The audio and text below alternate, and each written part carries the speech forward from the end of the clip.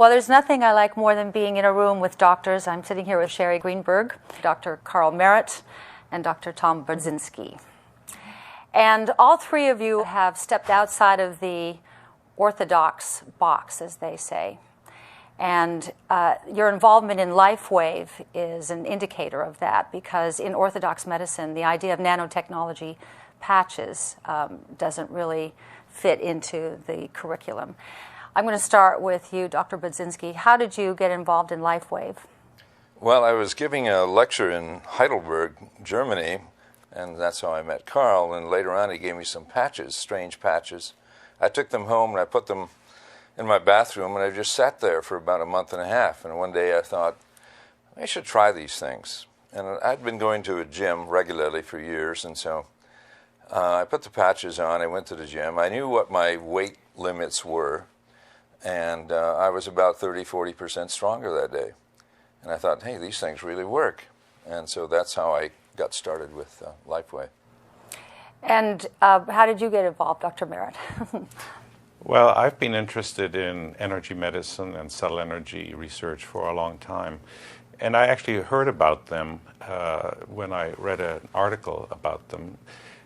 And I said to myself, if these work as advertised, then they might be a very useful way to demonstrate how subtle energy processes happen in the human body, because nothing went into the body transdermally.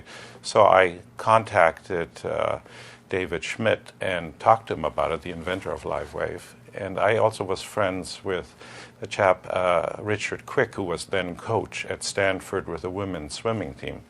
And I introduced it to him and said, you might want to check these out, because we really need some measures to see how they affect athletic performance, because that's what they were claimed to enhance. And we did that, and they started using them then in the Olympic trials back in, I think, 2004 in Long Beach, and they caused quite a commotion. And I think that's when a lot of things really started happening in Lifewave, that Richard Quick teamed up with David Schmidt to start testing them on the women athletes. And so I've been interested in it ever since and started doing research on it about recently. When you say cause a commotion, what does that mean? Well, there was quite a bit of concern that there might be some kind of doping going on. And in the Olympic athletes, you don't want to use anything that might be performance enhancing in any way. And here were some patches, and normally in medicine, patches are given in order to introduce a pharmaceutical agent, a hormone or something similar, into the body in a controlled dosage way. But here nothing went into the body, and they ultimately got cleared from the American Olympic Commission that they were quite safe. And then athletes started using them, and then the word spread by word of mouth that they seem to enhance performance, and the rest is history. From a layperson's perspective, it's hard to understand how can something work, and it's about the infrared light in your body. Can you explain that? You'd like me to explain it? Yeah. Well, the patches work on the infrared system and the reflection that it happens that emanates from within us. I was in Houston, Texas, where I was first introduced. I was presenting a seminar, and I was used as the guinea pig because I was the speaker. And, the muscle testing and how they strengthened me, I was duly impressed. And then David walked into my door one day unannounced as a patient. No, well, announced, but I mean, surprisingly as a patient. And we ended up collaborating. But the system runs through, the subtle energy systems are run through the infrared system of the body. And it definitely stimulates all organs throughout the body in an amazingly rapid sequence. How do you use the patches in your practice? My practice, I use them mostly to stimulate the detox in the body and get the system going. Actually, it's more for drainage than detox. There are two things. There's drainage and there's detox. Lifewave patches are amazing at stimulating drainage. And then my job is to get the organs working depending upon the integrity of the patient. I want the organs to be working really well so that they can take on the amazingness of the patches and detox the body. So it's up to us to detox, up to the patches to provide the drainage. The whole concept of keeping your organs and glands strengthened is a new concept in alternative medicine. Can you explain to me how you're able to gauge this? Well, our body naturally has a detoxification capacity, but in today's world, it gets somewhat overwhelmed.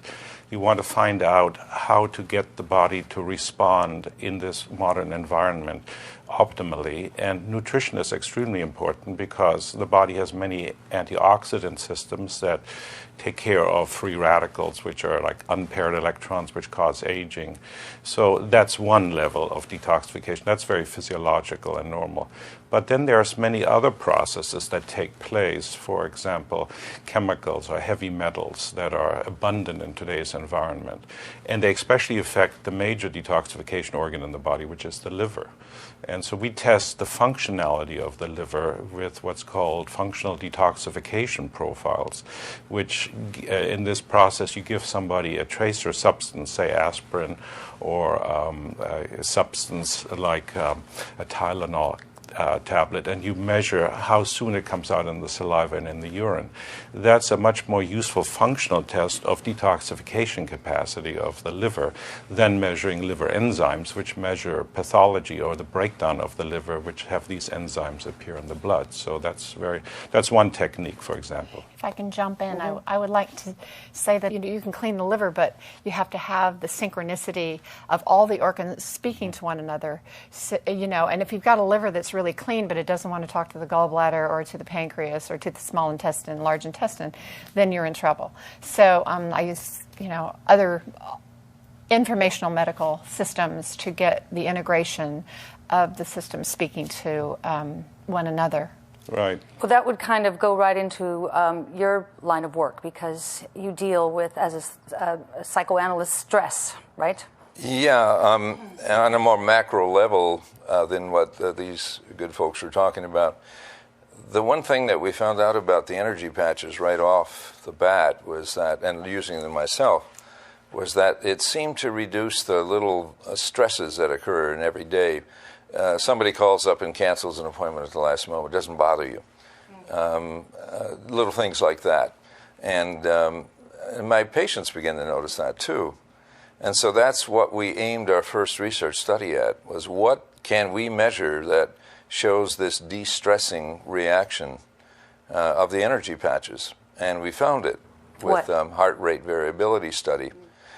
That's a very big growing area of research right now, is heart rate variability. In other words, you take the heart rate, the EKG, and you spectral analyze it, which is a mathematical technique of breaking it down into different frequency bands. And one of them, it's called very low frequency, is a band that stands out when you're stressed or anxious or fearful. And we can see that in our patients.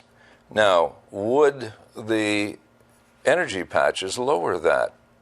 That's what we hoped would happen, and that indeed did happen. We did a double-blind placebo study where half the people got placebos, and we didn't know which ones were which. A third person assigned that.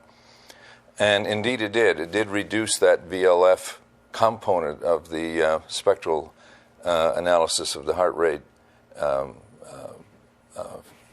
variability, and that explained to me, at least, on that level. Now, you guys are into really tiny molecular things and hormonal things and so on, but on that level, it told me that these patches were doing something very special. Kind of like a lie detector test. I was just going to say, it sounds like an updated version of the lie detector. Exactly. Well, it actually changed something in the heart. And then I'll talk later about another study that we did that shows what the X15 patches did for the heart. What did they do? Well, the idea there was, again, to use the very nice instrumentation system that we have called Biocom, which enables us to break the heart results down into very fine patterns. And it can look at autonomic balance. In other words, the heart is innervated by both sympathetic nerves and parasympathetic nerves. That's the autonomic nervous system. Yes, the autonomic nervous system. The fight or flight system is the sympathetic. I don't know why they call it the sympathetic. It always seemed to me like the wrong name for that system. That's fight or flight? Yeah. Right. And it should be the other one, But anyway, that speeds the heart. when you need fast heart rate to get away from danger. When the danger is over, then the parasympathetic feeds into the heart to slow it down more, and that's good. Now, in the resting condition, it should be more balanced, the sympathetic and parasympathetic. When they've done studies of large groups of people, they find that the heart balance occurs in a healthy individual. And so what we are able to measure and monitor very carefully, and you can see on the diagram that what happens, and this is a diagram showing heart autonomic balance going through the heart, that once you give people the patch, this little dot moves from a position of unbalance in that chart down right to the center, indicating a balance of innervation to the heart. And so some very important and powerful things are happening with the heart and the autonomic system. You're decreasing the sympathetic drive, which means that you decrease stress, and you're increasing the parasympathetic effect to the heart, which means you're into a more relaxation recovery mode. Are people either parasympathetic or sympathetic? Are we types, or do we switch in life? That's a very good question, and my favorite professor at UCLA, Dr. Gus Wenger, his real name was Marion Wenger, but he didn't like Marion, so he went by Gus. He did a most interesting experiment. He took 2,000 aviation cadets, very healthy guys, passed their physicals, that were going to flight school, World War II. And he examined them with about 8 different autonomic variables, volar, forum, some kinds that they don't even use anymore. Volar, forum, conduction. He put these dentist rolls in their mouth that soak up saliva, you know, like you get from a dentist. And he would measure the weight of the roll, which meant if you had heavier weight, that you were in more of parasympathetic mode, and so on. And he assigned these people one number called A bar, depending on how these 8 variables looked, so that there was a bell-shaped curve, and at one end he had sympathetically dominated people. At the other end he had parasympathetically dominated people, and it balanced in the middle. Now, here's the interesting part. 15 to 20 years later, he sends out questionnaires. Now, talk about anti-aging.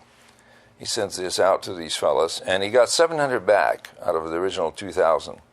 Now, you know how it is with questionnaires on health. You're not going to send it in if you're not feeling good. If you think you did okay, you might send it in. If you feel really bad, or if you're dead, you don't want to send it in. So he had 700 were volunteered to send back the questionnaire, and this is what he found out. Fascinating. Almost all the disease process that these people had encountered were in that little group of sympathetically dominated individuals. Very few were in the other end of things. There was asthma and I think ulcers were parasympathetic. Yeah. And so what does that tell you? It tells you that if you don't know how to handle stress in the long run, you're probably going to get sick. You're in trouble. I mean, essentially we have both systems active all the time, and it's a dynamic dance. It's called homeostasis, or homeodynamics is even a better term. But most people tend to be more in the sympathetic activated state longer nowadays. And we were interested in, when we studied the patches using similar equipment, we saw that there was a change towards the parasympathetic fairly quickly. That means more relaxation, more adaptation, lower heart rates, greater ability to digest your food, because that's what you do in the parasympathetic state. So it's essentially more of a relaxation response. What patches specifically? We tested the energy patches. We've tested some other ones now, but that's the one that we've completed. We tested the glutathione patches. But invariably, there is a positive activation of the parasympathetic or relaxation state to a greater degree. And not in everybody, of course, not uniform. It depends where the people start from. But since most people have a slightly higher sympathetic arousal state, it's very, very positive for them. In my opinion, as toxins build up, we become more sympathetic. Because our sympathetic nervous system gets turned on from the stress of having to cope with the toxins. And then as you spend time detoxing or detraining, like it's in training. Detoxing to me is like I'm in training. I'm constantly in training, keeping the toxins out. So you can train yourself also to stay in parasympathetic, or you can put a patch on and you don't have to worry as much about the training because it kind of does it for you. And it's lovely because then the less toxins you have in the body, the more you can spend time in the parasympathetic nervous system. And then what happens is you can actually live life as opposed to existing through life, which is constant reacting to your life. What's interesting about what all three of you are saying is the ramifications of the nanotechnology patches. They say that in today's world, we experience more stress in a single day than people of Elizabethan times did in their entire lifetime. So if stress is connected to disease, if the patches bring us over to our parasympathetic. Right, they do. And I imagine you mean then the rest of your lifestyle also has to follow. So in your work, is this part of what you are trying to teach your patients? Absolutely. To live to switch over to being a parasympathetic type? A lot of it's about languaging, how you language to yourself. You know, if this is going to be so hard. Say, no, I'm looking forward to the challenge of this. Mm-hmm. You know, you relanguage their system. And then once you relanguage, your body can relax and go into the parasympathetic system, you know. And then you raise their awareness of, I do the nutritional awareness, you know, of what we need to do in this country and the world. And every country is different where you travel, what you can do about your nutrition. You know, everyone offers different luxuries that you can do in certain places where you can't do them in other places, and you need to be educated on that. I think the most difficult place to eat well is the United States. It is. If you've ever taken a driving without trip, a doubt, there's no food on our highways. No. There's a lot of restaurants, but there's no food. But in Italy there is. In Italy, there's some family making something wonderful. You know, you can go to Italy and you can eat big. You can sin. And you don't gain weight. Absolutely. It's Absolutely. True. And you don't get that headache from their wine. I mean, no. What are we doing here? It's well, it's also, first of all, how it's grown, what kind of soil it's grown. Correct. We're losing a lot of nutrition because our topsoils are getting depleted. Then it's how it's processed. You know, I would say fast food, fast death. You know, it's I'd say more and better. It has to be more and better here, as opposed to real, and less is more. Right. You know. So let's take that is a fait accompli. So what would the patches be able to accomplish if we're not getting the nutrition that we once got from our food? Well, I think that's a difficult question to answer scientifically. What would the patches do? It's not so simple. Most people thought once we cracked the genome, you know, we could kind of read off the software of the human body, you know, in a certain way as computer code, and we could just fix it.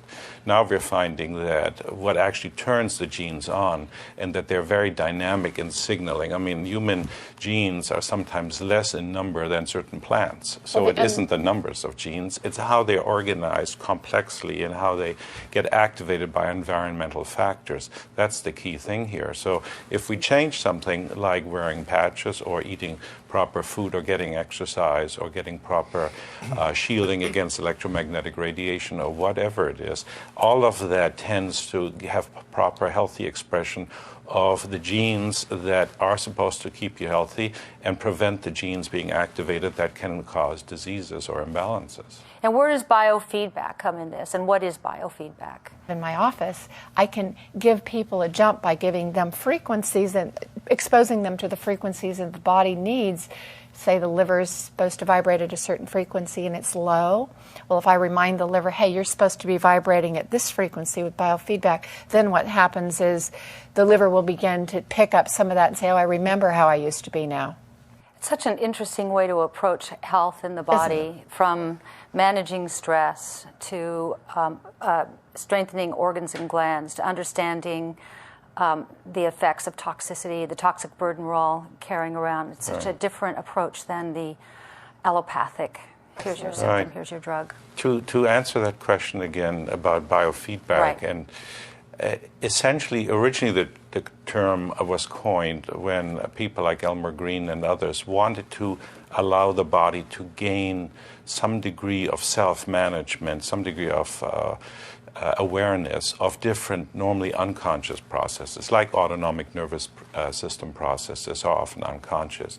You can not normally know what your brain is doing, but if you could visualize the brain waves and feed you back information, then you can learn how to control, say, more alpha states or more theta states, which are different frequency ranges that the brain is operating in.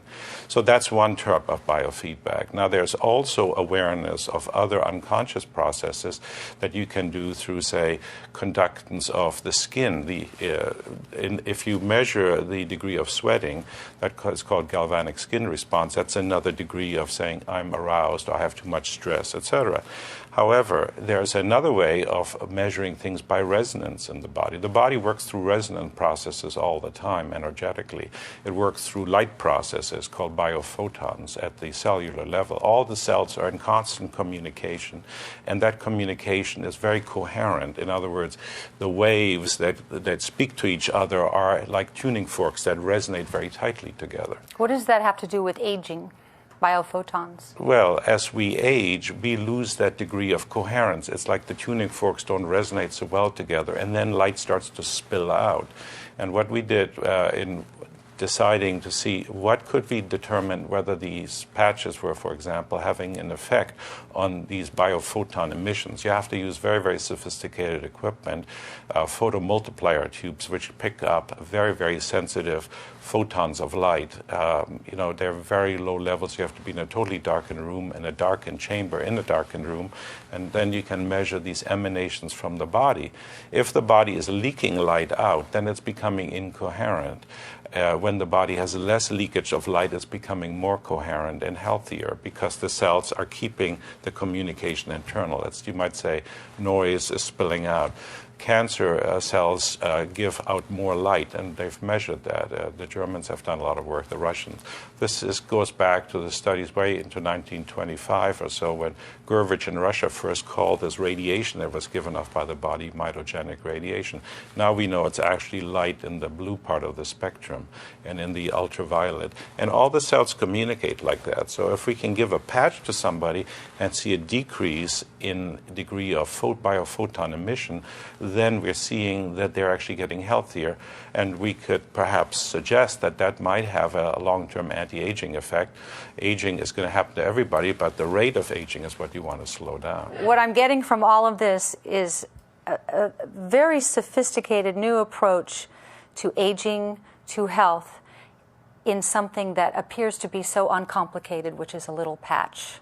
Correct. Well, there's a great mystery here. That's what interested me as a scientist to want to research it. And we're using probably some of the most sophisticated technology to study the meridian systems of the body. Now, meridians are very ancient understanding in traditional Chinese medicine. And we don't know physiologically exactly where they run. We surmise that they're in the connective tissue matrix underneath the skin. They have to do with the hydration and how water molecules are organized and all the different proteins like hyaluronic acid and so on that organize this water, that create these conduction channels for electrical charges to move. So we now can hook up a subject, and we're doing this now in research at the California Institute for Human Science, which is probably some of the best equipment on the planet right now for studying this. We hook up 28 points on the fingers and on the toes, have the subject sit there, and in every 5 seconds we can measure the acupuncture meridians and exactly see what happens to the energetic system based on these electrical measurements. And from that we can analyze what happens when you put on the patch and how soon does it change. And it's amazing. We can see these changes and document them, and we can see shifts when we put an energy patch, say, on the kidney, one point on the bottom of the sole of the foot, that in a very short time you get a change that it means that the energy from the meridian moves from the upper meridians down to the lower meridians, and we can document that statistically very significant effect. Well, I thank you all very much. I think in an era of all-time high stress and an environmental assault unlike anything human beings have ever before experienced, that it's a leap of faith from my perspective, because I can't see my meridians. I can't feel what the patches are doing other than the energy patches, but it makes sense. And keep on doing your great work. Thank you. Thank you.